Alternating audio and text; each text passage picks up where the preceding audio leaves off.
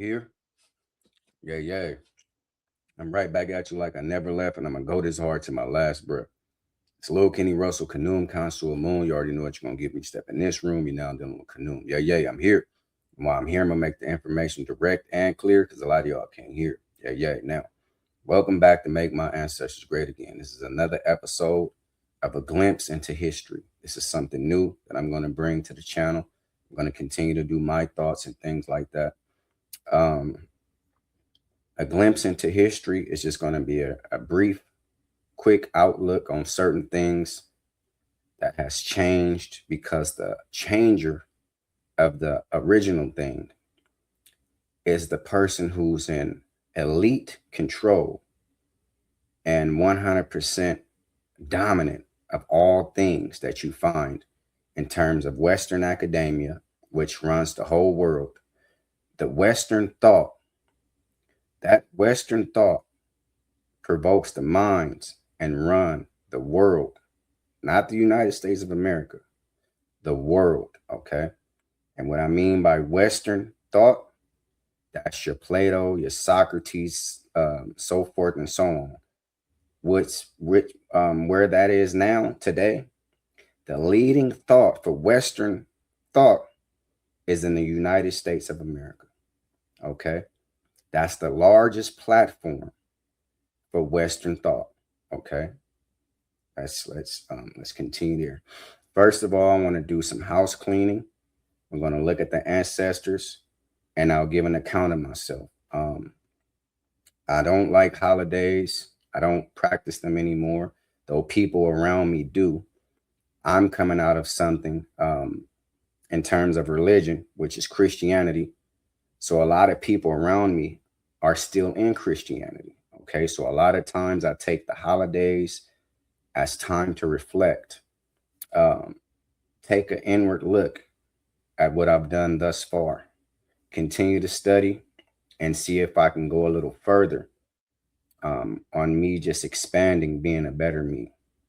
I continue to study, I continue to people watch, I continue to do historical research, I continue to travel and things like that to broaden myself to have an attempt to be a better human being.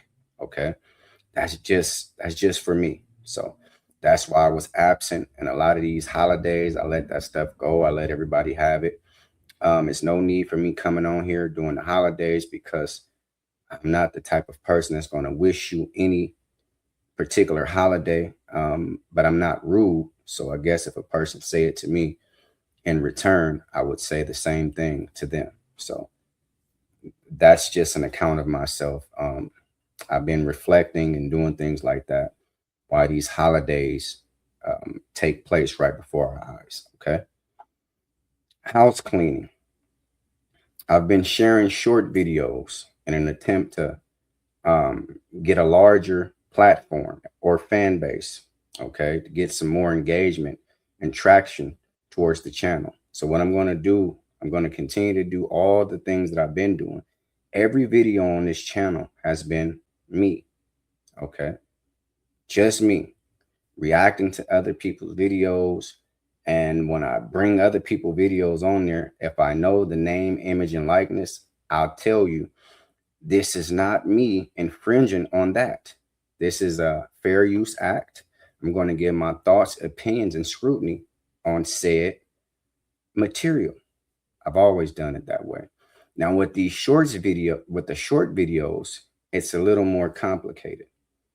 If you see a guy, an example, playing baseball with his child, and the child hits a home run over his fence and breaks a neighbor window, once he uploads that video to whatever platform, via Facebook, TikTok, whatever have you, if the person that originally shared it, the son and the man playing baseball, the son and the father and the son duo, once he share it, it catches and it hits the internet like wildfire.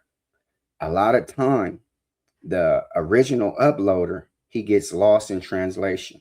Is it my fault? No, but I find a lot of videos on other people pages who are just reacting to funny videos. So am I to give them the credit when I know that they're not the name, image, and likeness? They're not the father and son duo of this. I don't want to say all of them are viral videos, but they're funny videos. Okay. If I get one and it so happens to go viral and a person say, oh, you stealing and you doing all this, 95% of funny videos or any videos that you see on the internet were already shared and possibly lost in translation, and the owner never has his watermark on it. You might see a person after put a watermark on it. So if I give the person with the watermark the credit, okay, this is the person whose video it is. It's not his video. Okay. So if I know 100%, if I'm 100% sure that the uploader video that I'm uploading, I'm going to either leave that watermark there, or I'm going to tell you to go follow their page, or you can go see the video here. I have a short video on there, checkpoint, sobriety check, whatever. And it's a young lady and a man. They're doing a DUI stop. At the top, you can clearly see it says Reno 911. That's the television program that it came from. I took the short, I edited and things like that, and I gave Reno 911 the show their credit. That's how you do it. Now, if I see a video and I'm not sure who the original uploader is, a lot of times I find videos with no watermark. I share it. That's it. It's no infringing, stealing, this person taking people. I'm sharing videos that I found that I believe is humorous to me, and I share it. Some of them are hits, some of them are misses. That's that. Okay. Let's look at the ancestors and we'll get straight into this glimpse into history. Today, we're going to be talking about the term blessed. Okay.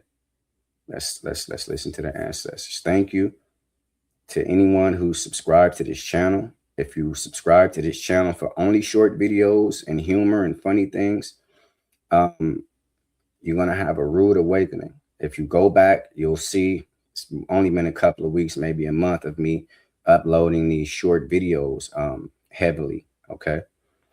I do this type of material. So I'm going to just record 3 times a week now, Monday, Wednesday, and Friday. And I'll still do the ancestor speak every 4th Thursday. But I'm going to cut it down now to Monday, Wednesday, and Friday. That's 3 uploads a week. 3 did you knows. Still going to do the did you know. And the rest will be funny uploads that I find. Again, and as I prior mentioned, if I know the name and image and whoever the video belongs to, of course I'll give them credit. Okay. I'm not looking to infringe or take money out of any uploader or anybody who does YouTube or any type of social media. I'm not looking to infringe or take money out of their pockets. I don't make money on YouTube. I haven't made 1 quarter off YouTube. That's the honest truth. Okay. Let's look at the ancestors. Okay. Like, share, subscribe, comment, and I thank you for watching. There's one thing you have to get through your mind and keep it. Nothing that ever came from the European mind was meant to do anything but facilitate European domination of the world. And I said there's no exception. Okay, that's the great Dr. John Henry Clarke. Again, in that quote, I use it all the time. Nothing that ever came from the European mind was meant to do anything but facilitate European domination of the world, and there's no exception. Okay, so for me, that's a clever, groundbreaking, and is very prevalent quote. Okay, so let's look at this stuff. This is what I want to bring you today, the term blessed. Okay. And it's a glimpse into history, because words that meant something other than what they mean today, the meaning today overshadows what they actually were intended to be used as. Okay. It's no sweat. Don't think that I'm saying, okay, we have to go and only use the word etymologically correct. No, I'm just showing you a glimpse into history. Simply put, the term blessed people today, when you say, hey man, bless you, oh, he's blessed, he this and that, it means to speak highly of the person. The person is highly favored, or they quote unquote just a good person. Or you bless them, you say, hey, I blessed them, I did something good for them. This is an act of favor or kindness. Okay, let's look at what it meant initially. And all this stuff is it derives from pagan myths. It derives from biblical narratives. The first time people have ever heard of anything like what I'm finna show you was from the pages of the Bible. Now, the Bible is not that old. Don't get your mind fixed up that the Bible is old as the Bible say it is. No, the Bible is written literature who did not come out. The Bible did not come out in printed form until the 16th century. Okay. I'm sorry, the 15th century, because 1475, you had the Hebrew Bible. Okay. 1475. So let's look at this word blessed. Now, this here, this is Google. This is your word blessed. Okay. I'm looking at it on my end, because it gets, for me, the screen gets smaller because I shared it from my cell phone for some reason. Okay. Now we're looking at the word blessed. Okay. Oh, I might have it backwards. Let me see. Oh no, here it is. Here it is. This is it right here. You can screenshot this stuff. You can do whatever you guys want to do with it. Okay. I'm gonna read it out loud. The word blessed comes from the Old English.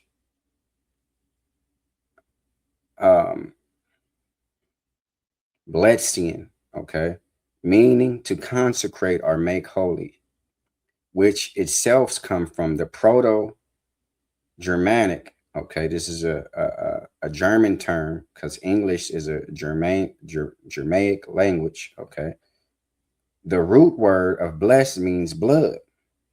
Okay, I don't know if you knew that. The root word of blessed means blood originally. Okay, this is what I'm speaking about. This is a glimpse into history. When people said bless and all this type of stuff, they weren't talking about doing something good and favorable for you at that time. Okay. Blood, original referring to the pagan ritual of making things with blood for sanctity.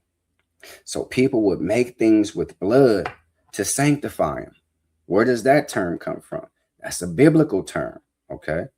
So using the Bible, even this definition here that Google has provided, this is what a conceived notion that the Bible is what it said it is. And it goes all the way so far back that when you say blessed or dripping blood, that they believe is to sanctify something from a pagan ritual and to make it holy. Now, these terms, holy and sanctified and all these type of things, they only come from religious literature, and that's Christian in origin. Christianity is the oldest religion on the planet. Let's continue. Over time, especially with Christianization, it means broaden. Its meaning has broadened through translations of Latin,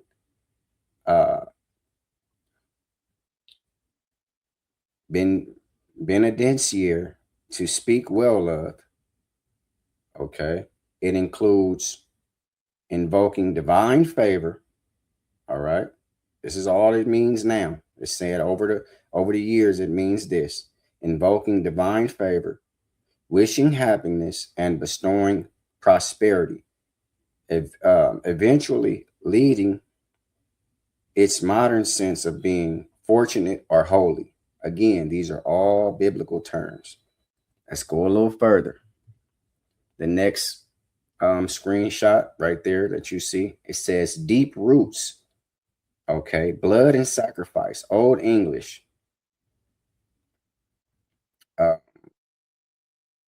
These are the terms, Bladician and all that type of stuff. The meaning: to consecrate with blood or sprinkle with blood.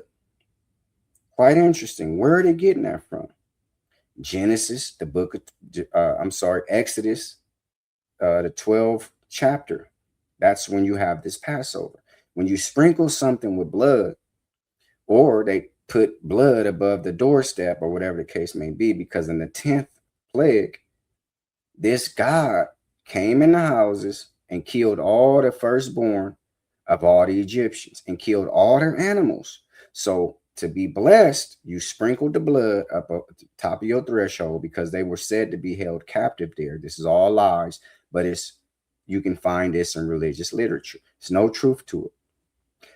Israel Finkelstein and Aziz Herzog, they put this to rest in 1985. Okay, people squirmed a little and gave them some backlash, but there's no historical findings of the Exodus. Sorry to tell you that. Now, it's a lot of these biblical scholars who put their name on it in their scholarship and say, no, I believe it to be real. I don't give a damn what you believe. There's no historical findings of this Exodus ever taking place. So sprinkle blood.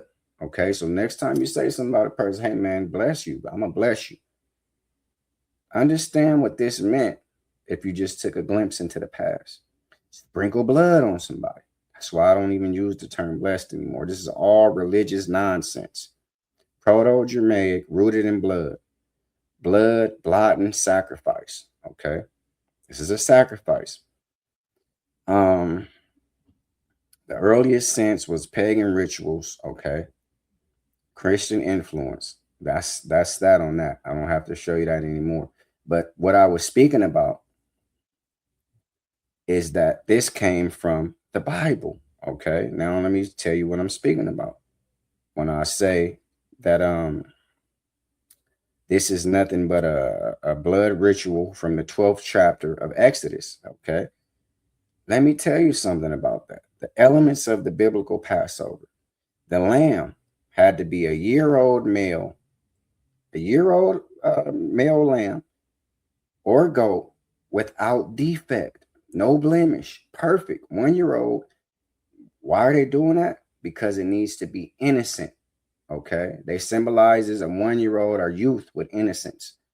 I don't know why, because you have the term original sin. So youth cannot equate to innocence on some circumstances, but in this circumstances, a 1-year-old goat without blemish is innocent. So they kill the innocent to wash away the blood of the guilty.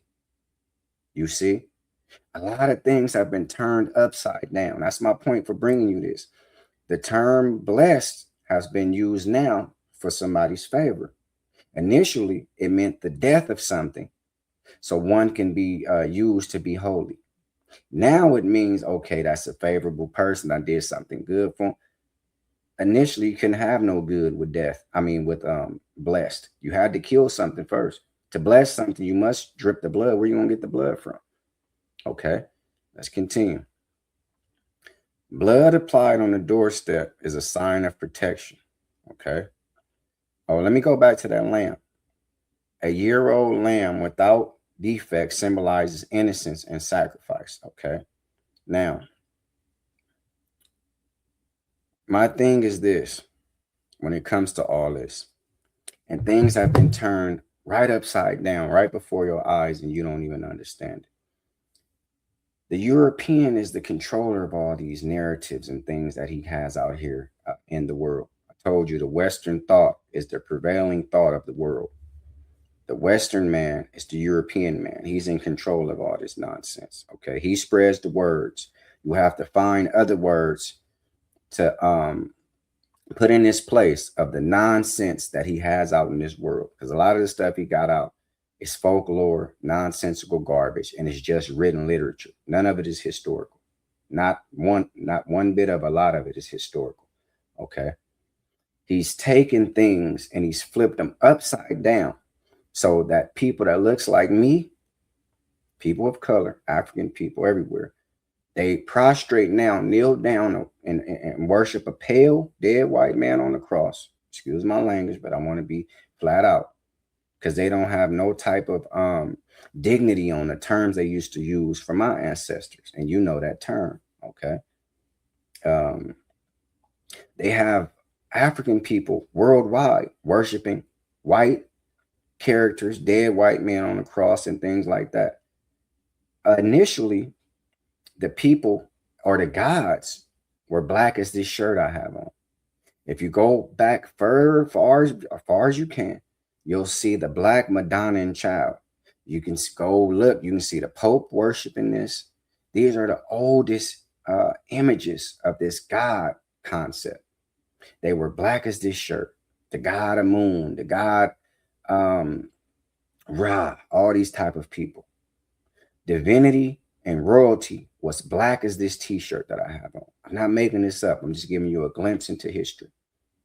Now you worship something that don't look like you.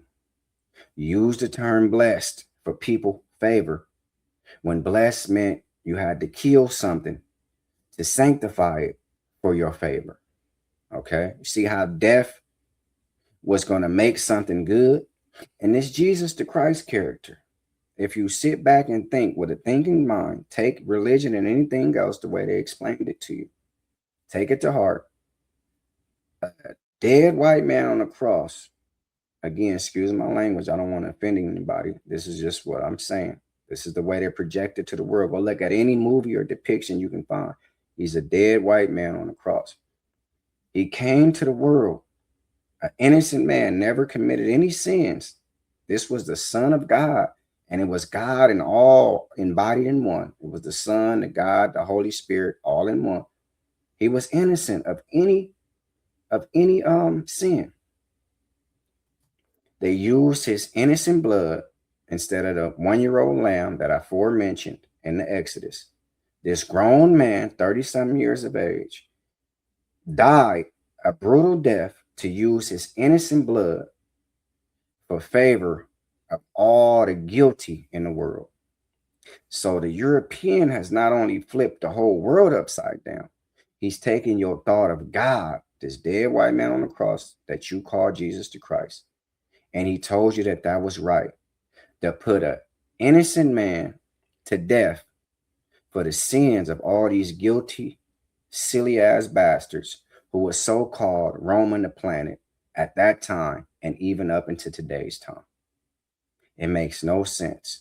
That'll be like me going to go find a guy who just was at home Friday barbecuing with his family. I take him out of his home. He hasn't did anything. He's innocent. And I put him to death for a man who's killed over 400 women and children. He's right now in a cave, but I go get this guy who's innocent. He's never did anything. I'm going to kill the guy who barbecued Friday for the guilt of the man who killed 400 women and children. And now that man can go home free because the blood of the innocent was used to free this man who killed all them women and children. That makes as much sense as that. I don't care how you cut it. You'll be a jackass, a dumbass to continue on to know something that's stupid, but you let them Christian it up and you will swallow it whole and believe this nonsensical garbage. That's my thoughts on all this type of stuff. A glimpse into history will show you that the world has been flipped upside down by yours truly, the European and the Western prevailing thought pattern of the world.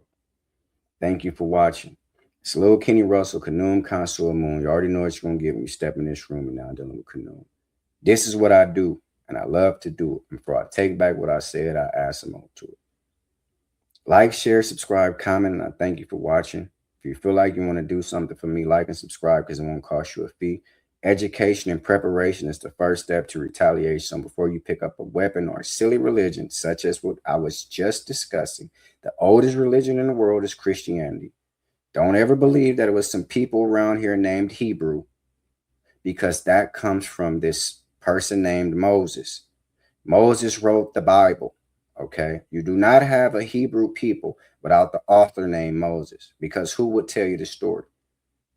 The oldest Hebrew is Abraham. You do not get Abraham unless Moses take his pen out, which he did, and provide that information to the world. The oldest religion on the planet is Christianity. Okay. If anybody's offended by anything you heard, I meant every word. Sorry I was so long-winded, but I'm going to do a little bit more of a longer form videos so that I can explain to you a little bit more, because I'm only going to be before you 3 times a week, Monday, Wednesday, and Friday. If anybody like this type of information, I'm going to provide it to you. See you Wednesday. Yeah.